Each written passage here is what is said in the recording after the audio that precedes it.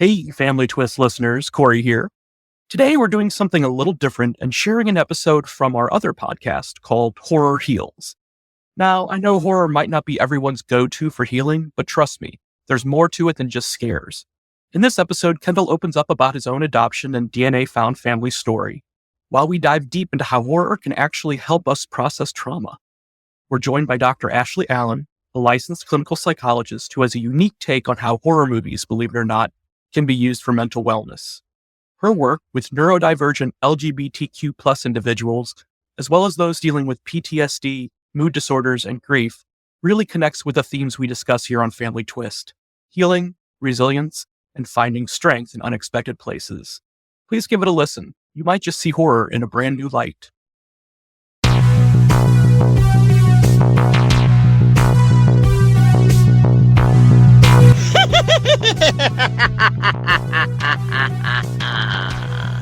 Hello, boils and ghouls. It's your old pal, John Kassir, the voice of the Crypt Keeper. And I want to welcome my good fiends of the Horror Heals podcast. Is horror good for mental wellness? But of course it is. I delight in the delicious deaths of pitiful people on the silver screen. So get ready for a hell of a good time with my new fiends, Corey and Kendall, on the Horror Heals podcast.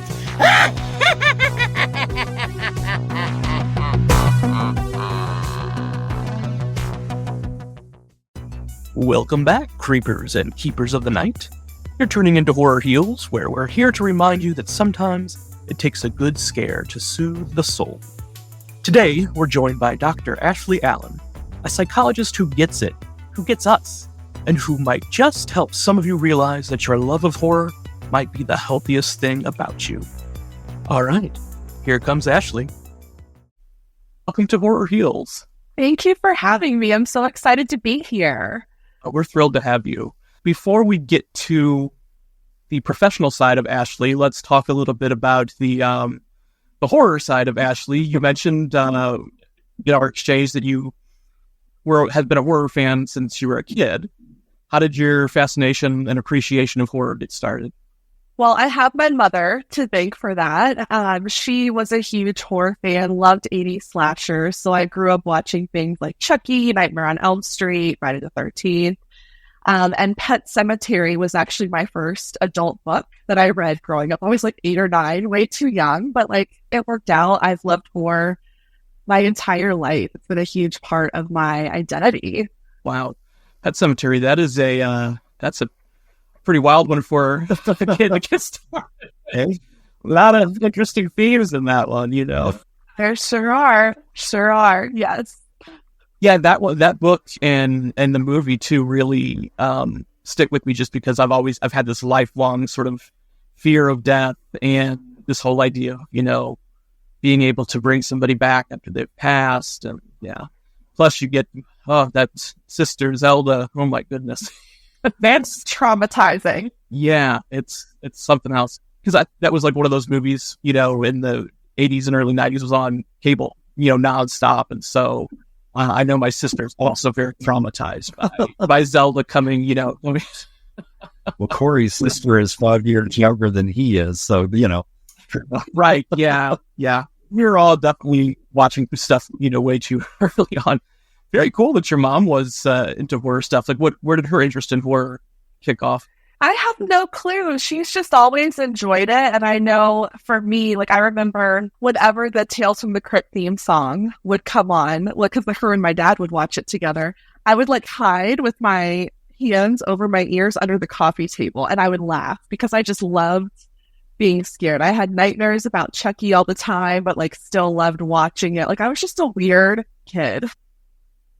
Yeah, and so today actually marks the 2-year anniversary of a very close friend of mine unexpectedly passing away. And that grief remains really fresh. And I feel, during that time I was watching 2 or 3, 4, depending on the day, horror movies a day, all of my comfort classics. And it was just it gave me something to do. It gave me something to focus on to get through that really acute period. I don't watch that many movies now, and I have the thought some people might consider that pretty excessive, but really the alternative was just sitting on my couch and crying nonstop when I wasn't working or doing life things. So it really kind of helped me just focus in on things that brought me comfort, that felt very familiar to me. And even, the other night I was laying in bed at like 11:30 trying to go to sleep. I was watching season 5 of Buffy the Vampire Slayer. And that's the season where Joyce dies. And I'm just like sobbing. And I'm like, it's 11:30 at night and I have to work tomorrow. Why am I doing this to myself? Like, this is awful. But I really just allowed myself to cry, and watching all of the characters and how they experience grief themselves. Cried for about 30 minutes, 45 minutes, and I felt so much catharsis afterward and slept like a baby afterwards and was ready to get up and do all the things that I needed to do the next day. So I just find this genre to be so healing for me and for a lot of the people that I work with too, those that do like horror. Ironically enough, my friend Kat hated horror movies. The last movie we saw together was actually Elvis. So it's kind of ironic that we were friends, even though our movie interests were like on the opposite ends of the spectrum. She liked them as a kid, but not as an adult. Well, I think every now and then, we all need a good cry. It's interesting. I don't necessarily go to horror for that. Like I've got like a handful of movies that I know will get me going, that I can probably recite the dialogue to. The one that's immediately coming to mind is The Color Purple. And by the end of the movie, when the Celie character is reunited with her children, I'm just like, the waterworks, it's coming down, but it's good. And it's like, I love that. And that's one of those movies like I would be very annoying to watch with, because I'll be doing like every line. We love that the focus of your work, focusing on the LGBTQ youth community and neurodivergent kids. What kind of sent you on that path? So I am queer and neurodivergent myself. I actually started off working with those that have borderline personality disorder. And the more that I worked with them, I found that there was just so much overlap with autism, ADHD, OCD, and those neurodivergent conditions, and found over time that I just resonated so deeply with those clients. And I work really well with them. I have, a lot in common with a lot of these clients, a lot of these teens and adults, and even older adults, women that are being diagnosed for the first time in their 50s. And just the more I learn about it, the more I'm able to empower others. And it feels good. I love seeing people be able to accept themselves a little more, to live more authentically in alignment with their values, versus trying to fit into this cishet, like neurotypical world that we're all just supposed to fit into these nice, neat little boxes. And that is not reality. I won't bore the regular listeners with this story again, because I think I've told it 4 or 5 times now. But the inspiration for this podcast was me encountering somebody who, I'm not sure what their diagnosis was, but definitely had something going on. And this was at a horror convention. It's been fun for us to sort of like look through this as like with a little bit of a scholarly lens. Kendall is definitely the scholar in the family, but I'm, the interviewer in the family. And I would be very interested to find out how neurodivergent people are able to deal with going to the big horror conventions and stuff, because they definitely are there. And, we're talking a lot of people crammed into a pretty tight space, but they do it because they've got that strong connection to horror, and they want to see their friends, that they probably only get to see online otherwise. So I'm very interested to do more of an academic sort of approach to what we're doing right now. I think it's all about values, right? Like, you're willing to sacrifice a period of time of discomfort for something that is just so meaningful to you and brings you in connection with other people and the things that you love. It might be hard to go to the grocery store, but going to a horror convention with people that you love and movies that you love and just that community, it would be really interesting to learn more about that. Have you attended any horror conventions? I would love to. I would love to go to Telluride, the horror festival there, but I haven't made it yet. That's on the bucket list. Awesome. Well, I think you'll have a great time. What kind of crossover are you seeing between your interest in horror and working with your patients? I will say, it doesn't come up super often in therapy, but I do have some clients who are neurodivergent. They're queer. They have a lot of niche, not your stereotypical interests, like listening to heavy metal music, going to metal shows, going to horror conventions. watching horror movies.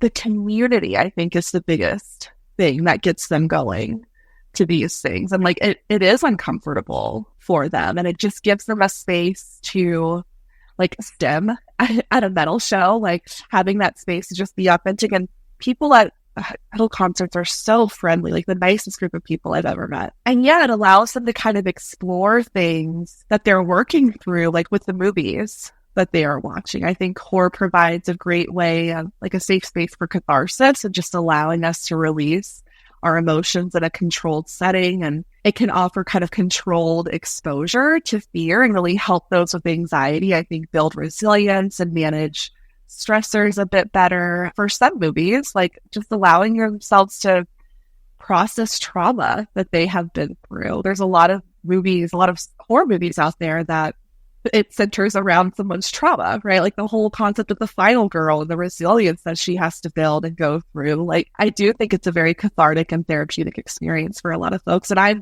absolutely helped lots of clients come up with cope ahead plans for stressful situations, anniversaries, periods of copious amounts of stress. And it can involve horror movies or metal music or things that are considered more alternative and not being a little bit weird and outside of the box. There is a lot of crossover between the heavy metal community and the horror community for sure. I saw that recently at a convention called Silver Screams, and it's hosted by this band Ice Nine Kills, a heavy metal band that kind of focuses a lot of their stuff on horror.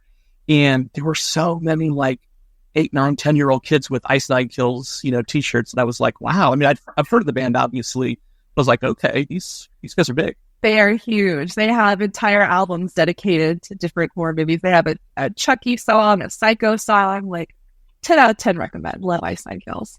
Okay, awesome. All right, I'll have to check it out. That's not typically one of our go-to genres, but I will say, like, AC/DC is one of my favorite all-time bands, and I think they kind of fall into that hard rock metal a little bit, and I can get into some Ozzy and some Black Sabbath and stuff. So we'll have to check them out for sure. One thing that I always think about too for us as a couple is if we were sitting down to watch a movie and we're in different moods, like Corey's like, oh, let's watch a comedy. And I'm like, oh, let's watch a documentary. Where we usually settle is on, a thriller. You know what I mean? It's just so interesting how that for us is, well, it's what we bonded over initially, 1,000 years ago, almost 20 years ago. It's, we keep going back to that. And we have more similarities there too, like Corey's idea of comedy. I can take a little bit of it and then I'll go wash the dishes. You know what I mean? It's just not usually my thing. But yeah, I just love the commonality that horror brings to us. I will say this, though. All you have to do is add British accents to whatever I'm watching comedy-wise, and Kendall's like, oh. Yeah, my partner is actually from England, so the British accent, like, listening to Evolution of Horror and The Final Girls, like, those are my, those are 2 podcasts that I listen to a lot, and just the accents alone, I'm tuned in, I'm listening, I'm there. I'm with you. Yes, actually, our guest for this coming week's episode, or one of this week's episodes, is from London, and I could just listen to somebody read the phone book. Yeah. Yes.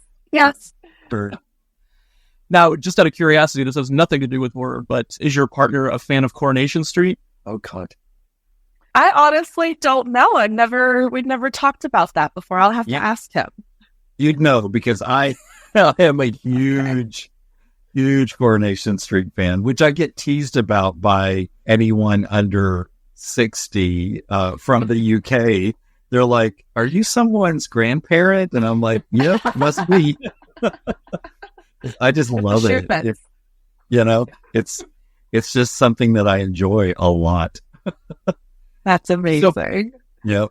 Would love to go back and find out what were the movies that you were watching to kind of help you through this tough time. So actually during that time I was living in Denver and I had movie passes to like the 3 closest movie theaters to me. So I was going 5-6 times a week. And one of the movies that I actually saw for the first time, like just a few days after I found out that she passed, was The Crow. And of course I walked out of that movie just like tears, lots of tears. That was a big one. That fall they were doing like a John Carpenter series when they were playing all of John Carpenter's old movies, Escape from New York, The Thing, The Fog, Christine. And I grew up watching John Carpenter, so it felt like home during that time. And just, I think grief can be so isolating, even when you're going through it with other people. Like, I'm very close with Kat's sister, Jessica, and like I knew that her grief was more significant than mine because she just lost her sister, whereas I had just lost a friend, not comparing, but knowing the depth of her grief was so much greater than what I was experiencing. It's still so isolating.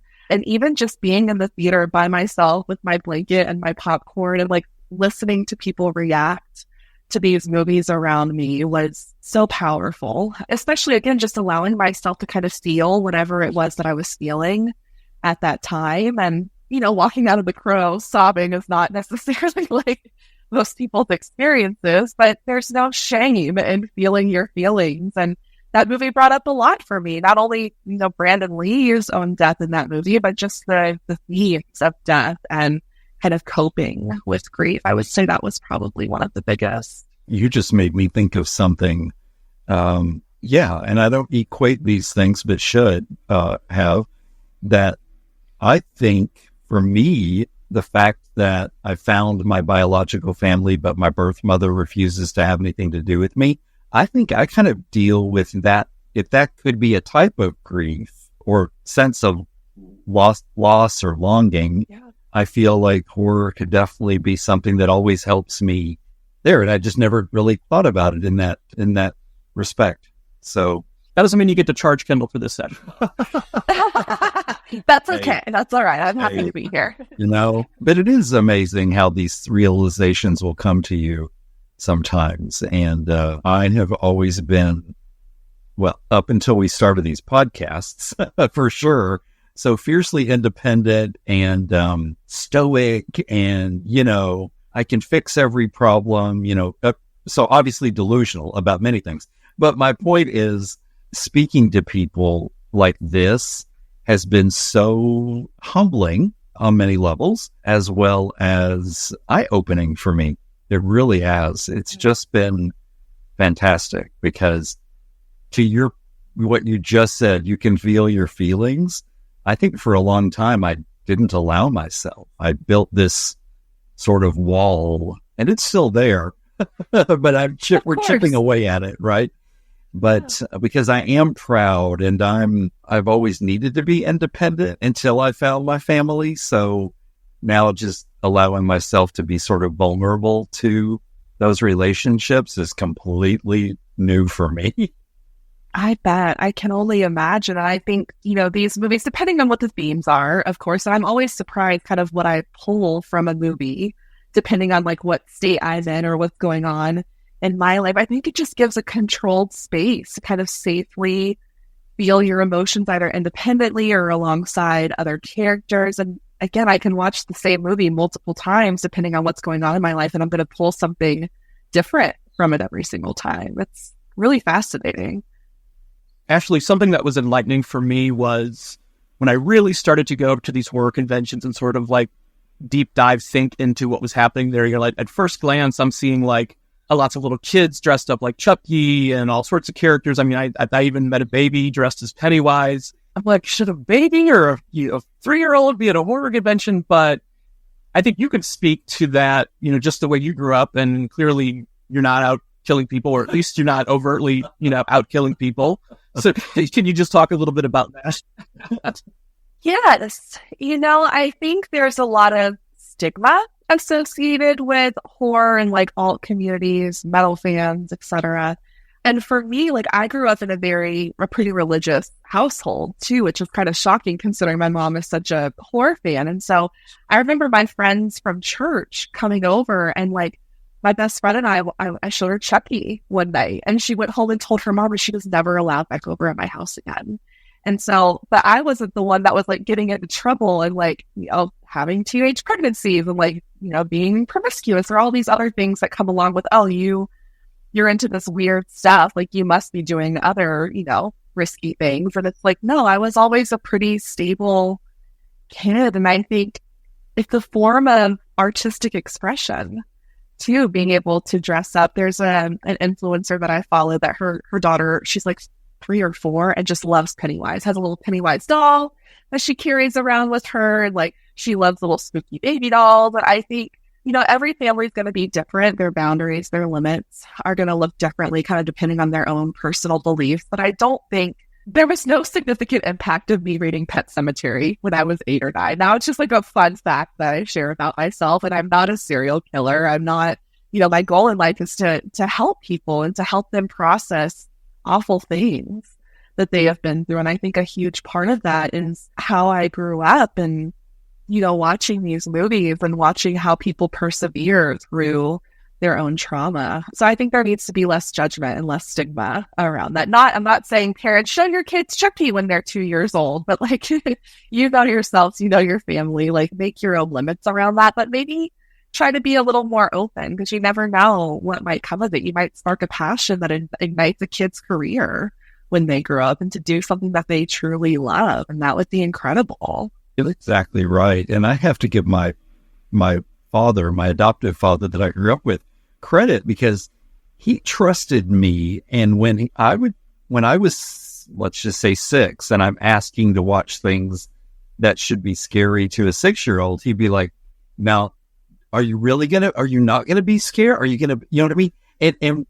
And I would be honest. I'd be like, well, I don't know. I'll leave the room if it gets too, you know what I mean? Like, we just had that kind of relationship. And I'm so glad that he fostered that because I would say, I'm out for this one, but I can come back next time. We'll watch something, that to him was equally frightening, but I just admire that so much because I think it took away the fear, because I was in control of that and I could say what I could handle and what I couldn't. And wasn't any smarter than any other kid, but it was a great way for them to have approached it because then, I don't know, nothing seemed like a big deal, because it could always be negotiated between us. I mean, he was definitely exposing me to stuff that I think that he appreciated. He thought, oh, well, surely, my son's going to appreciate this too. And the majority, yes, he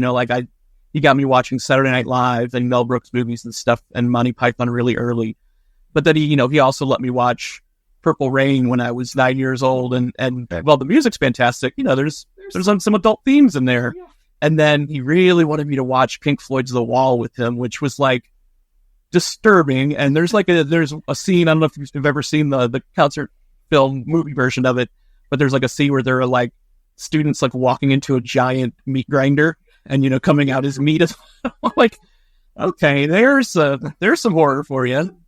No, I love that too, because like with your situation with your dad, like he allowed you to kind of explore your own limitations, right? Whereas a lot of parents are like, no, cover the eyes. You're too young to watch that. And what does that lead to? Like, well, now I really want to see it. I'm going to go behind your back to watch what you won't let me watch, right?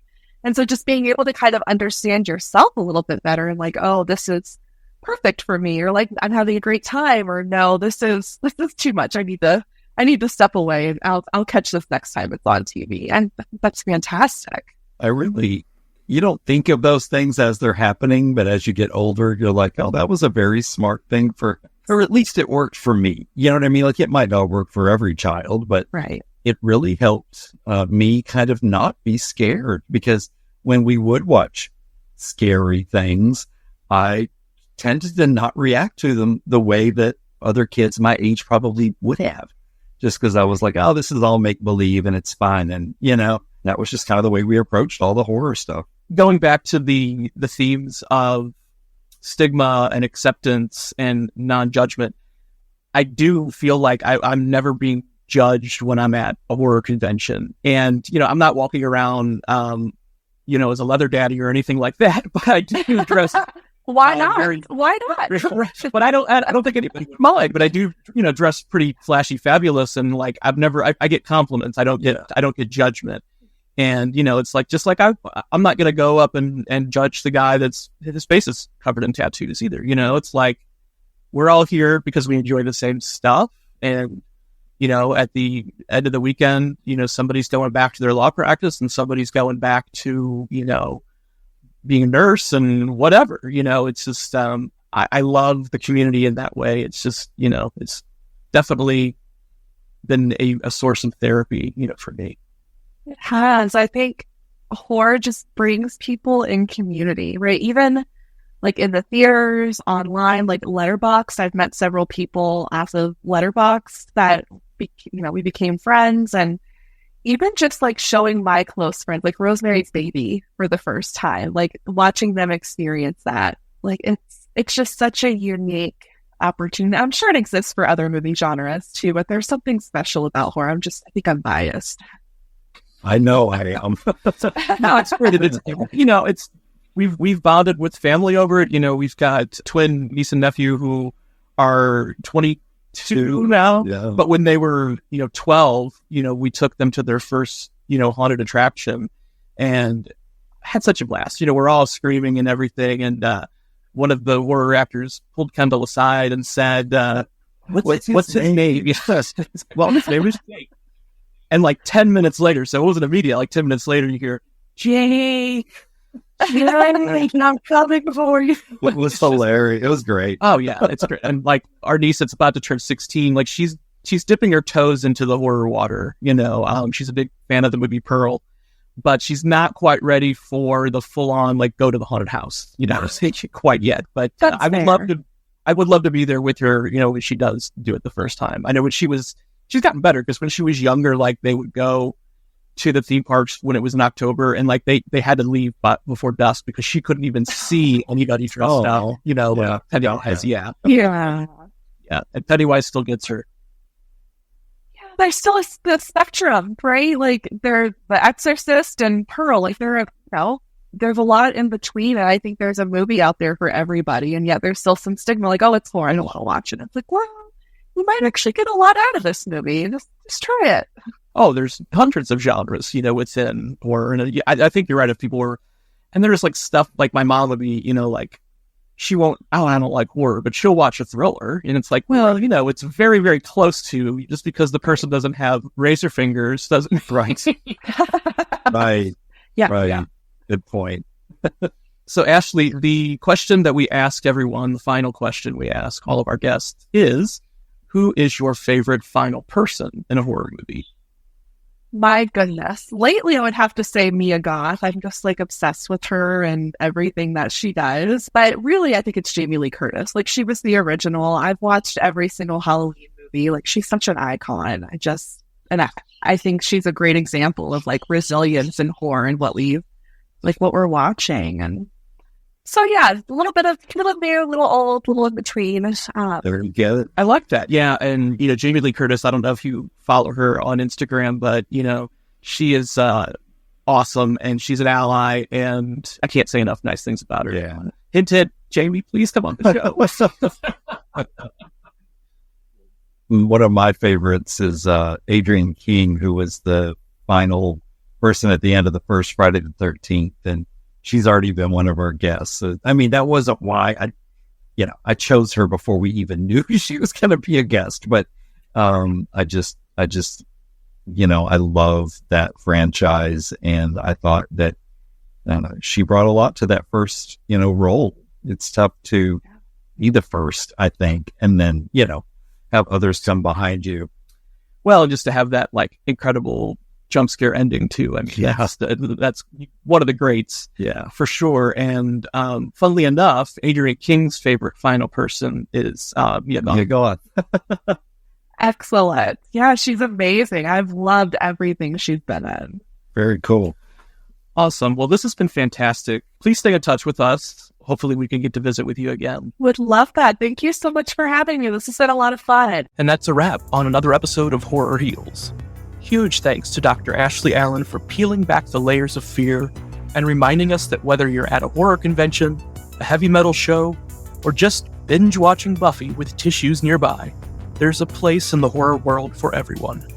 Remember, sometimes facing the darkness is the best way to let in the light. Until next time, stay spooky, stay safe, and keep screaming, my friends. And remember, if someone says, horror is good for mental wellness, you tell them, of course it is. The Horror Heals podcast is produced and presented by How the Cow Ate the Cabbage, LLC.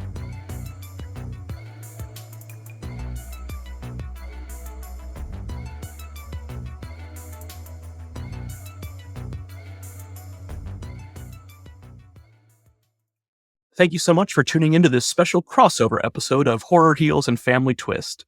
We hope you enjoyed hearing Kendall's story and Dr. Ashley Allen's insights into the therapeutic power of horror. If this resonated with you, make sure to check out more episodes of Horror Heals, where we explore how the things that scare us can actually heal us. You can find all of our episodes at horrorheals.com or wherever you find your favorite podcast.